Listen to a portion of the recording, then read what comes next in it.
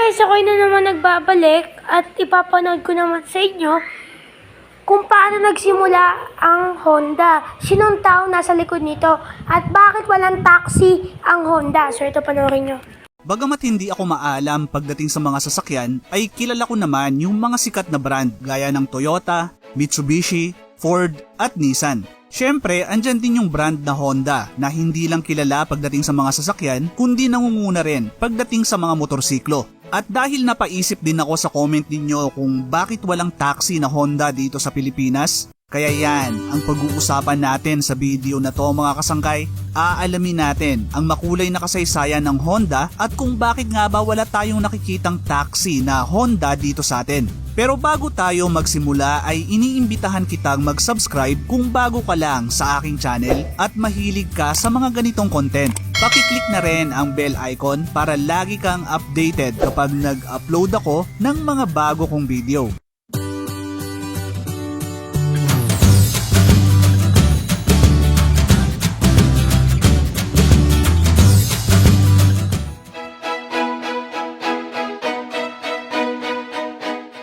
Nagsimula ang Honda sa Japan kung saan nanggaling ang founder nito na si Soichiro Honda. Ipinanganak noong November 17, 1906, si Soichiro ang panganay na anak ni Gehei at Mika Honda. Mahirap lang ang pamilya ni Soichiro. Ang ama niya ay isang panday na nag-aayos din ng mga bisikleta at ang ina naman niya ay isang manghahabi. Dala ng kahirapan ay pumanaw ang 5 kapatid ni Soichiro dahil sa sakit. Bata pa lang ay nahilig na si Soichiro sa mga dimakina na bagay na namanay niya sa ama. Noong 8 taong gulang ay naranasan niya ang isang pangyayari na bumago sa buhay niya. Habang naglalaro sa labas ay nakarinig siya ng isang kakaibang tunog. Sinundan niya to at namangha siya sa nakita na isang kakaibang makinarya na tumatakbo sa 4 na gulong. Napukaw ang interes niya at gusto niyang malaman kung paano at ano ang nagpapaandar dito. Ang nakita ni Soichiro ay ang Ford Model T na gawa ng American company na Ford at itinuturing na pinakaunang pangmasang sasakyan sa kasaysayan. Ito ang unang sasakyan na nakita ni Soichiro at dito nagsimula ang pagkahumaling niya sa mga makina at sasakyan. Kaso kung anong hilig niya sa makina ay siya namang kawalan niya ng interes sa pag-aaral. Dumating pa sa punto na pineki niya ang selyo o tatak ng kanilang pamilya na katunayan na nabasa ng mga magulang niya ang kanyang report card. Sa kabila ng kakulangan ng formal na edukasyon ay mabilis siyang matuto at malakas din ng loob gaya na lang nung umalis siya sa bayan nila para pumunta sa lungsod at maghanap ng trabaho.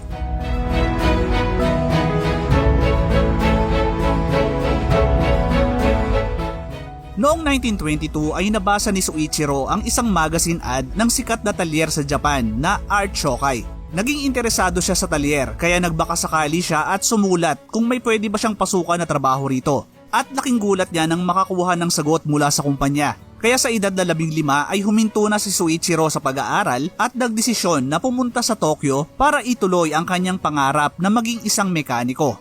Pagdating sa Tokyo ay nanibago siya dahil ibang-iba ang buhay sa lungsod kumpara sa nakalakihan niya sa kanilang maliit na bayan.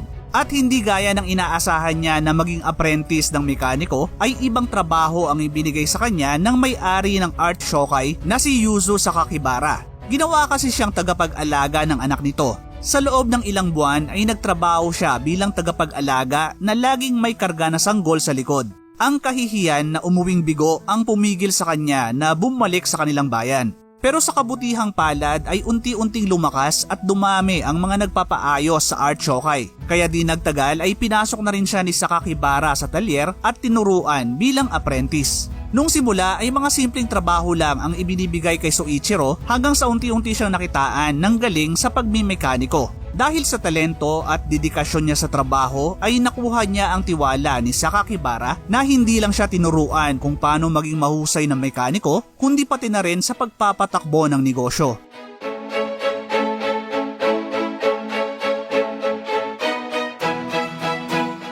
Ang amo ni Soichiro na si Sakakibara ang nagpakilala sa kanya sa mundo ng motorsports o motor racing. Early 1900s pa lang ay sikat na sa Japan ang karera na nagsimula sa karera ng mga motorsiklo hanggang sa naging karera ng mga sasakyan.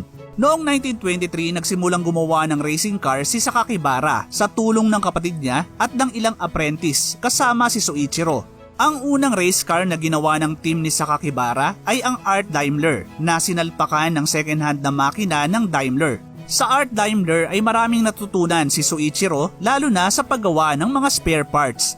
Mas naging aktibo pa siya sa sumunod na proyekto ng team na tinawag nilang Curtis na binuo gamit ang second-hand na makina ng biplane na Curtis Jenny A1 at inilagay sa chassis ng sasakyan na Mitchell.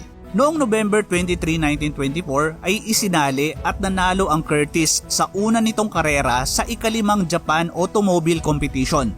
Ang kapatid ni Sakakibara na si Shinichi ang driver at si Soichiro naman ang engineer.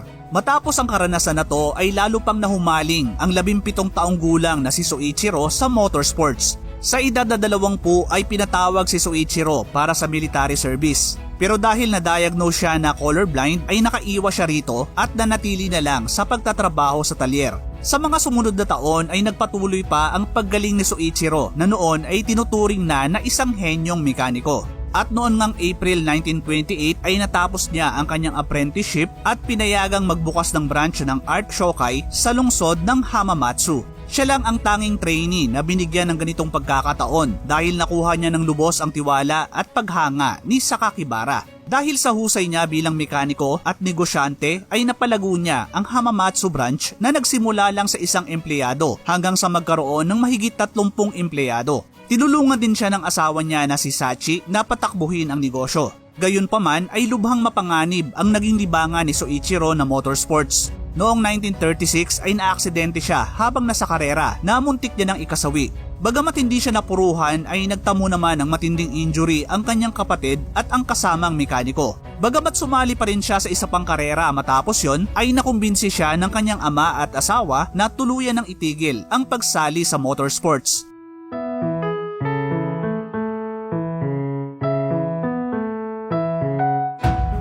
Noong 1936, kasabay ng aksidente niya sa karera, ay nagsimula ng magsawa si Soichiro sa pagkukumpuni at naisip na pasukin ang manufacturing.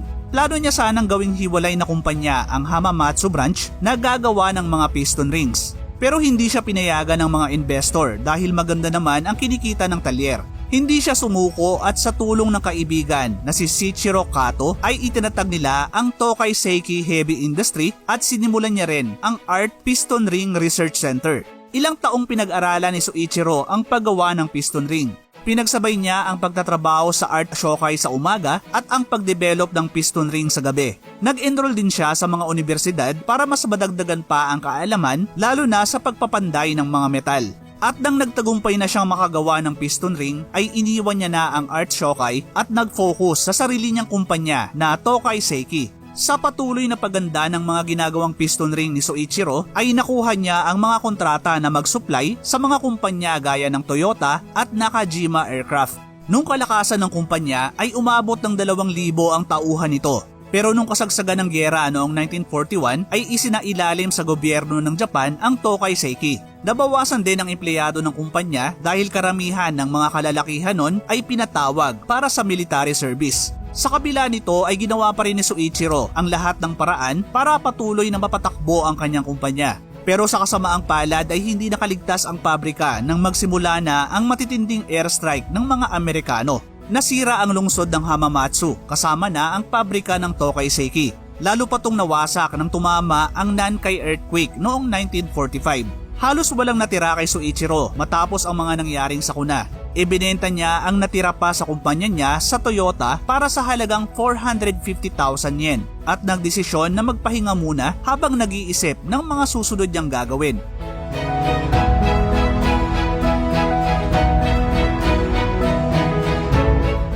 Malaki ang pinsalang tinamo ng Japan matapos ang gyera. Nagkaroon ng matinding kakulangan sa pagkain, damit at tirahan, kaya nirarasyon na lang nila ang mga limitado nilang resources. Isang araw ay nakakita si Soichiro ng isang generator engine na ginamit ng Japanese Imperial Army. Dito niya nabuo ang magandang ideya na ikabit ang motor sa isang bisikleta. Bagamat hindi na bago noon ang konsepto ng mga dimotor na bisikleta, alam ni Soichiro na maraming kababayan niya ang makikinabang kung makakagawa siya ng murang klase ng transportasyon. Kaya noong 1946 ay itinatag niya ang Honda Technical Research Institute na binuo ng maliit na team ng 12 katao. Gamit ang mga surplus na makina at mga spare parts ay gumawa sila ng mga dimotor na bisikleta. Agad na pumatok ang imbensyon ng team ni Soichiro at nagsimulang dumagsa ang mga order nito sa buong Japan. At nang malapit nang maubos ang mga surplus na makina na ginagamit nila ay nagsimula na rin siyang magdisenyo at gumawa ng sarili niyang makina.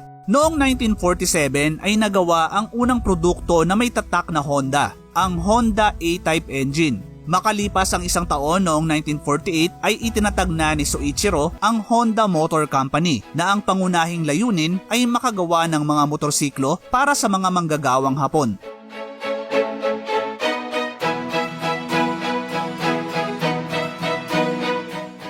Noong 1949 ay ipinakilala ng Honda ang pinakauna nitong motorsiklo, ang Honda D-Type, na una ring model ng Honda na may pangalan na Dream. Sa parehong taon din kinuha ni Soichiro si Takeo Fujisawa para pamahalaan ang marketing at pinansyal na aspeto ng kumpanya. Ang partnership ng dalawa ang nagdala ng tagumpay sa Honda. Si Soichiro ang tagagawa samantalang si Fujisawa naman ang tagabenta. Noong 1955 ay Honda na ang naging pinakamalaking motorcycle brand sa Japan.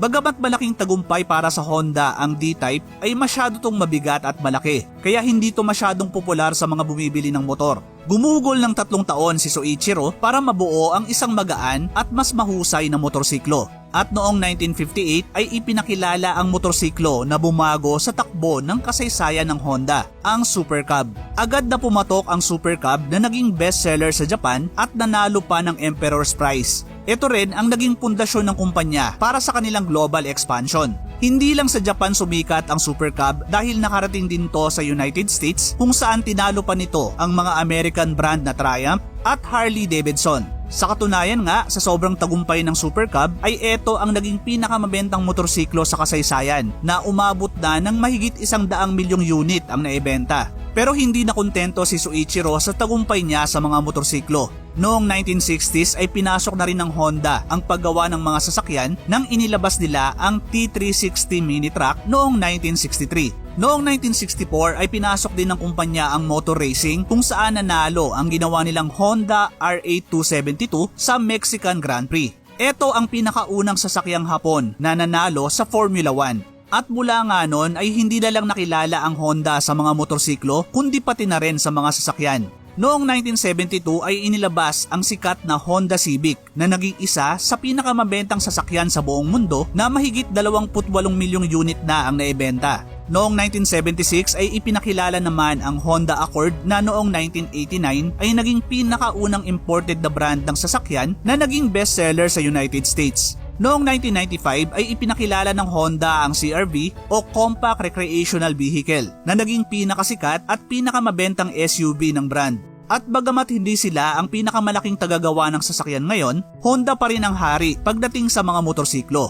Ang kumpanya ang pinakamalaking motorcycle company at isa sa pinakamalaking automobile manufacturer sa mundo. Ngayon ay gumagawa na rin ang Honda ng mga jet at mga robot, gaya na lang ng pinakasikat nitong humanoid robot na si Asimo o Advanced Step on Innovative Mobility na ipinakilala noong taong 2000. Kayo ba mga kasangkay? Pamilyar ba kayo sa mga produkto ng Honda? Ano yung pinakapaborito nyong motor o sasakyan nila? Paki-share naman sa comment section sa baba.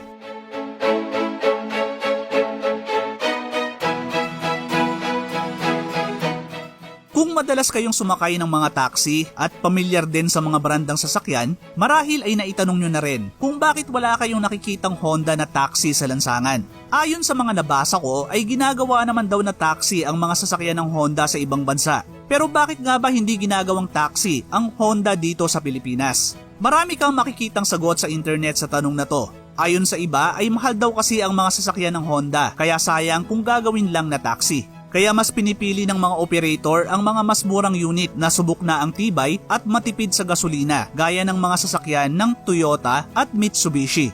At kung sakaling may sira ay mas madali rin daw hanapan ng parts ang mga sasakyan ng Toyota at Mitsubishi kesa sa Honda. Well, may punto naman yung mga to pero may nabasa pa ako na tingin ko ay mas posibleng dahilan kung bakit hindi ginagawang taxi ang mga sasakyan ng Honda dito sa atin. At ang sagot ay nanggaling mismo sa dating presidente ng Honda Cars Philippines Incorporated na si Noriyuki Takakura. Noong 2018 ay naitanong kay Takakura kung bakit nga ba walang taxi na Honda sa Pilipinas. At ang simple niyang sagot ay hindi raw talaga strategy ng Honda ang pasukin ang mundo ng mga taxi sa bansa. Dahil ang una raw na malulungkot ay ang mga mismong may-ari ng mga sasakyan ng Honda. Ayon daw kasi sa pag-aaral ay ayaw ng mga may-ari ng sasakyan na makakita ng kaparehong modelo ng sasakyan nila na pakalat-kalat lang sa lansangan bilang mga taxi. Ayon pa kay Takakura ay hindi rin daw ganun kalaki ang kita sa mga taxi fleet dahil madalas na humihingi ng malaking discount ang mga bumibili nito, bagay na hindi ginagawa ng Honda.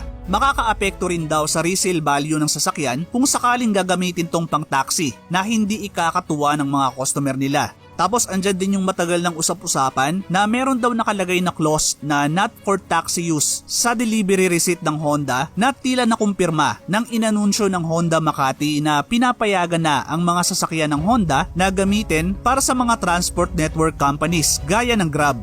At yun nga ang tingin kong dahilan kung bakit wala tayong nakikitang Honda na taxi dito sa atin. Kayo ba mga kasangkay? May iba pa ba kayong alam na dahilan kung bakit hindi ginagawang taxi ang mga sasakyan ng Honda? Paki-share naman sa comment section sa baba. Bagamat malaki at kilalang pangalan na ngayon ang Honda, ay talaga namang nakakabilib ang kwento ng simula nito. Sino ba ang mag-aakala na ang isa sa pinakamalaking automobile company ngayon ay nagsimula lang sa pangarap ng isang pobreng bata na maging mekaniko? Sana ay maging inspirasyon natin ang kwento ni Soichiro Honda na kahit ano pa mang mga pagsubok ang dumating ay wag na wag tayong bibitaw sa mga pangarap natin.